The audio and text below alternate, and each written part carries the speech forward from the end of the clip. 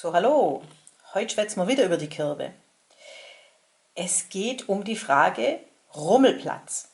Wenn in Ottmarsheim Kirbe war, dann konnte es sein, man hat gar keinen Platz gekriegt in der Wirtschaft, weil wirklich so viele Leute von auswärts gekommen sind. Die Ottmarsheimer Wirtschaft, da war wirklich renommiert. Die sind dann in die erste Wirtschaft nahe, da war schon alles belegt. Dann sind sie halt raus, da hat man zu den Gästen gesagt, gehen da nochmal eine Stunde spazieren, dann kommen wir da wieder. Dann hat man sich vielleicht auf dem Rummelplatz ein bisschen die Zeit vertrieben, bis man wieder einen Platz haben konnte in der Wirtschaft. Dieses Bild hier, das zeigt jetzt die Schiffsschaukel am Festwochenende zur 1250-Jahr-Feier, die war 2016. Aber als ich nämlich jemand gefragt habe, sag mal, was hat es eigentlich für Attraktionen gegeben auf dem Rummelplatz an der Kirbe? Dann haben manche gesagt, also da hat es ein Kinderkarussell gegeben. Andere haben gesagt, Dosenwerfer hat man kennen. Und Schießstand hat es gegeben. Aber einer, der hat wie aus der Pistole gesagt, eine Schiffschaukel. Das weiß ich noch wie heute.